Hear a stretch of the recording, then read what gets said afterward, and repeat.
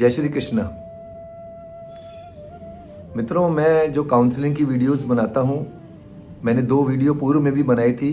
क्यों टूटती हैं शादियाँ, तलाक क्यों होते हैं, क्यों शादियों की लंबी उम्र क्यों नहीं हो पाती, इसके क्या कारण हैं। हम शादियों के अंदर अनाप शनाप पैसा खर्च करते हैं। माँ बाप पूरा जीवन पैसा इकट्ठा करते हैं तिल तिल कर करके अपने बेटे और बेटी की शादी करने के लिए, लेकिन क्यों टूटती है, क्या कारण है, इसके ऊपर चर्चा नहीं करते। चर्चा इसलिए नहीं करते कि हम सामाजिक एक बदलाव के कारण हम शादियां एक को शोमैन की तरह, एक दिखावा की तरह करने लग गए हैं। विनायक जी बिठाते हैं, गणेश जी से हम प्रार्थना करते हैं कि पूरी शादी निर्विघ्नता से संपन्न हो।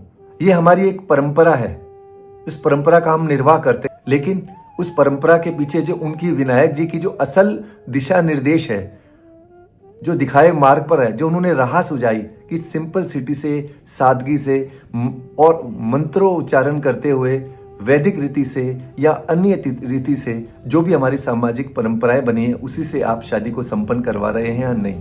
हम शादी के नाम पर अनेकों लोगों को बुला रहे हैं, शक्ति प्रदर्शन कर रहे हैं, 5,000, 10,000 और पूरे समाज को, लोगों को दिखाना चाहते हैं कि देखो हमारी शादी कितनी विशाल हुई।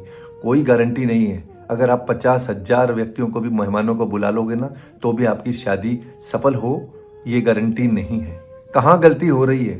50 जनों को बुलाओ, आप 100 जनों को बुलाओ, अपने परिजनों को और करीब के मित्रों को, जो आपकी शादी के गवाह बने और बच्चे और बच्ची को आशीर्वाद दे। न केवल एक मेले की तरह ढूंढते रहते हैं, मेले की तरह कहाँ है स्टार्टर, कहाँ पर है सूप, वहां पर है दूध की स्टॉल, वहां पर है खाने की स्टॉल, यहाँ पर है। और इतना खाना वेस्ट होता है। अगर हम 5,000 आदमियों को, मेहमानों को खाने पे बुलाते हैं तो 7,000 का खाना बनता है। 2,000 से 2,500, 3,000 व्यक्तियों का खाना नाली के अंदर जाता है। और तो हम अन्नपूर्णा देवी का अपमान कर रहे हैं। लोग तरसते हैं ऐसे खाने को।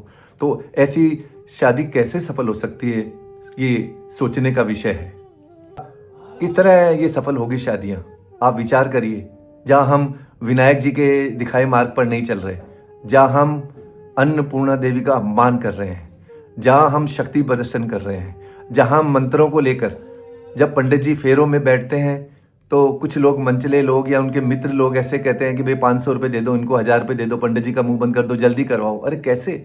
इस मंत्र के अंदर एक एक चीज, एक एक लेसन सीखने के लिए है। जीवन उपदेश है वो हमारे लिए, हमारी आशीर्वाद है, उसमें ब्लेसिंग है, ऋषि मुनियों का आशीर्वाद है। वो हम उसको हल्के में लेकर मस्ती में उड़ा देते हैं। तो कैसे सफल होगी हमारी शादियां, आप बताएं। सिंपल हल्दी हाथ में लगा देते थे, अब ड्रेस कोड हो गया है। लाखों लाखों रुपए माँ बाप दोनों साइड से हल्दी के पीले कपड़े पहन रहे हैं, पीली साड़ियाँ, पीले सूट, पीले ड्रेसेस, पीलिया पगड़ी, पीले पूरा टेंट का पूरा करते हैं, लाखों रुपए खर्च कर देते हैं। अब लाखों रुपए खर्च करने के बाद भी क्या हल्दी की रस्म के बाद क्या शादी की सफल की गारंटी है? बिल्कुल नहीं। तो आज के जो पहला एपिसोड है काउंसलिंग का, सामाजिक शादी एक सामाजिक बुराई बनती जा रही है। तो इस बुराई को दूर करने के लिए हमें क्या करना चाहिए? एक तो विनायक जी को बिठाओ, नम्रता से हाथ जोड़ो, प्रार्थना करो कि हे गणेश जी, हे विनायक जी, हमारी शादी निर्विघ्नता से दूर करना, निर्विघ्नता से संपूर्ण करवाना। ठीक है, पहले तो ये। और जो पंडित जी हैं, फेरे हैं, वो उच्चारण करते समय पूरे माता पिता के अलावा जितने उनके जो रिश्तेदार हैं, परिजन हैं, वो जरूर ध्यान रखें कि आपकी उपस्थिति केवल एंजॉय करने के लिए नहीं है। उन बच्चों की शादी की सफलता की कामना भी करनी है, उन्हें आशीर्वाद भी देना है। तो बड़ी नम्रता से, भाव से उनके उपदेशों को, मंत्रों को सुने और बच्चे और बच्ची को आशीर्वाद दें। ज्यादा लोगों को ना बुलाएं। पहली किस्त के अंदर आप 50 100 जो आपके बहुत अति निकट और ब्लेसिंग देने वाले, शुभकामनाएं देने वाले हैं, जो आपके शुभचिंतक हैं, उनको अपनी शादी में बुलाएं नम्रता से, ताकि व्यवस्था भी अच्छी हो। खाने के अंदर इतने ज्यादा चीजें ना बनाएं। मैंने देखा है आधे लोग तो खाते ही नहीं है मिठाई, किसी को शुगर है, किसी को डायबिटीज है, और ओवर ईटिंग करके उनको मन बीमारी कर रहे हैं। जो हम सिंपल खाना खाते हैं घरों में, उसके अंदर थोड़ा सा आप वृद्धि कर दें। एक सब्जी ज्यादा बना लें, एक मीठा ज्यादा बना लें, कुछ और बना लें, ज्यादा सिंपल सिटी के अंदर। तो आप क्या करेंगे कि 200 लोग भी अगर आपकी शादी के अंदर शरीक हुए तो उनको अच्छा बैठ के अच्छा खाना मिलेगा, शुद्ध पौष्टिक खाना मिलेगा। स्टॉल्स के कारण हमारा खाना इतना बेकार जाता है, पूछो मत। हमने चाट की, पिज्जा की, पानी पतासे की और दुनिया भर की स्टॉल्स लगा ली। कौन व्यक्ति क्या खा रहा है किसी को पता नहीं। अब वो खाना खाएगा या नहीं खाएगा। अब खाना तो व्यवस्था तो पूरी बनी हुई है, कितना खाना बेकार जा रहा है। तो कैसी सफल होगी जहां हम अन्नपूर्णा देवी का अपमान कर रहे हैं, जहां हम विनायक जी के दिखाए मार्ग पर नहीं चल रहे हैं, जहां हम पंडित जी को एक हल्के में ले रहे हैं जब वो फेरे करवा रहे हैं। इतनी बड़ी रस्म, तो पूरा जो आधार है शादी का वो फेरों पर ही तो टिका हुआ है। सारी रस्मों के बाद शादी सफल जब भी होती है जब फेरे एक नम्रता से हो और जो उसके जो उसके नियम हैं, वो प्रोटोकॉल है, वो पूरा हो। हम उसको हल्के में ले लेते हैं। तो ऐसी बहुत सारी सामाजिक बुराइयां हैं जो हम जिसके ऊपर चर्चा करते रहेंगे। ये था भाग 1, जिसके अंदर मैंने एक मोटी मोटी बात बताई कि क्यों असफल होती हैं शादियां, क्या ये सामाजिक बुराई है। और आप एक शुरुआत तो करो। आओ आज हम इसके ऊपर हर समाज, क्योंकि ये बुराई एक समाज में विशेष में नहीं है, सभी में हो रही है, सभी के बच्चे और बच्चियां परेशान हैं, है ना। तो आज हम इसके ऊपर एक इनिशिएटिव लें, चर्चा करें अपने अपने समाज के अंदर और इस सामाजिक बुराई पर मनन करें।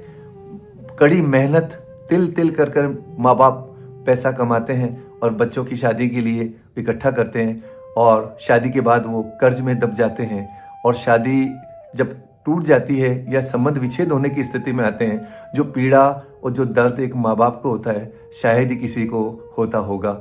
वो एक तरफ तो वो आर्थिक नुकसान, सामाजिक प्रतिष्ठा और उनको दिल पर वो चोट लगती है और उनको सपने टूटते हुए नजर आते हैं। मित्रों, इस सामाजिक बुराई पर चर्चा करें और आने वाले समय के अंदर बदलाव हो और जो हमारी शादियां जो पारंपरिक तरीके से होती थी, ट्रेडिशनल तरीके से होती थी, वो उसे हम वापस पुनर्जीवित करें सिंपल सादगी से। अगर आपकी शादी हो जाती है बच्चों की, थोड़े समय बाद आपको लगता है कि बच्चे और बच्ची की केमिस्ट्री बैठ रही है, खुश है, तो जो मेहमान रह जाते हैं उनको आप बहुत सारे ऐसे मौके मिलते हैं कि उनको बुला के उनको आप भोजन कराएं और उनका भी आनंद, उनका भी आप ब्लेसिंग लें, उनका भी आशीर्वाद लें। लेकिन शक्ति प्रदर्शन के रूप के अंदर 2000, 3000, 5000 व्यक्तियों की आवश्यकता नहीं है। सिंपल सिटी से, सादगी से, सबको साथ लेकर, ईष्ट कृपा से, विनायक जी की कृपा से देखिए शादियां 100% सफल होंगी। ये था मेरा पहला एपिसोड और मैं अति शीघ्र बहुत सारी चर्चाएं करनी है आपसे। तो मुझे मालिक ने ये सोशल मीडिया दिया है, यूट्यूब चैनल मेरा, जिससे मैं मेरे मन की बात आप तक पहुंचा सकता हूं। आपको अच्छी लगे तो इसको लाइक शेयर करें और दूसरे लोगों को भी भेजें, ताकि क्योंकि ये समस्या हर समाज में है और ये सामाजिक बुराई के रूप लेती जा रही है। आओ हम सब मिलकर इस सामाजिक बुराई को दूर करें और हमारी आने वाली पीढ़ी को उनकी शादी की सफल कामना करें और उनको आशीर्वाद दें। नमस्कार।